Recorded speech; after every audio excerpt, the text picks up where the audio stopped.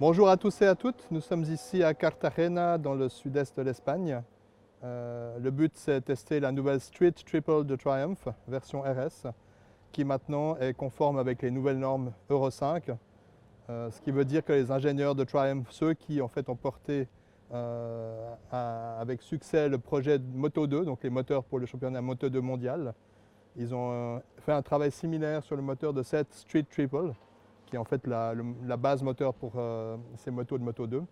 Et ils ont réussi le tour de force qui est de rendre ce moteur compatible Euro 5, donc des normes beaucoup plus strictes au niveau des émissions polluantes et du bruit, sans perdre ni en chevaux ni en couple, et même en gagnant quelques canassons et quelques newton-mètres dans les mi-régimes, plus 9% pour être précis. Nous avons pu tester cette moto qui est un petit peu le roadster par excellence, parce que c'est la moto la plus agile, une des plus agiles de sa classe, celle qui a le meilleur rapport poids-puissance. Nous avons pu la tester donc ce matin sur la route, dans les petites routes de montagne et un petit peu en ville. Elle est toujours égale à elle-même, c'est-à-dire que c'est une moto très très facile à contrôler, très agile, dont les suspensions en fait sont de grande qualité, donc elles absorbent bien les petits chocs, elles permettent de garder un très bon contrôle.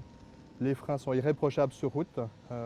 Et cet après-midi, nous avons fait quelques tours sur le circuit de Carthagène, qui est un circuit assez technique, avec pas mal de virages un peu, comme on dit en anglais, tricky, c'est-à-dire qu'on ne sait pas très bien quelle trajectoire choisir, on ne sait pas toujours quel rapport de vitesse il faut adopter. La Street Triple est une bonne compagne pour découvrir ce circuit. Elle a un équipement supplémentaire par rapport à la version 2019, qui est un quick shifter qui permet de passer les rapports sans le levier d'embrayage en montant et en descendant. Il fonctionne bien, il fonctionne très bien. Elle a un contrôle de traction, bien sûr, elle l'avait déjà, on peut le déconnecter. Mais si on le déconnecte, il faut savoir que la roue avant a tendance à lever un peu facilement. Et puis elle a un ABS, c'est obligatoire, c'est comme ça. On ne peut pas le déconnecter celui-là, mais nous avons essayé dans le mode de pilotage track. Et il permet pas mal en fait, de fantaisie avec la roue arrière, des petits dérapages, donc il est nettement moins intrusif que ce qu'on aurait sur une moto de route. Sur circuit par contre, on n'a pas vu vraiment la différence par rapport à la version précédente, qui était déjà excellente. C'est une moto qui est stable, alors ça bouge un peu évidemment parce que c'est une moto vivante, mais elle est toujours saine, on sent très bien ce qui se passe, et puis le moteur est un tricylindre qui est coupleux et qui a pas mal d'allonge, donc on peut se faire vraiment plaisir.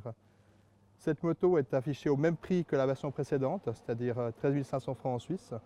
On la trouvera en concession dans notre pays à partir de fin novembre probablement, et elle sera disponible en deux couleurs. Cette couleur que vous voyez ici, argentée, et une autre couleur qui sera noire avec des calcomanies, si je peux dire comme ça, qui seront jaunes. Voilà, merci et à bientôt.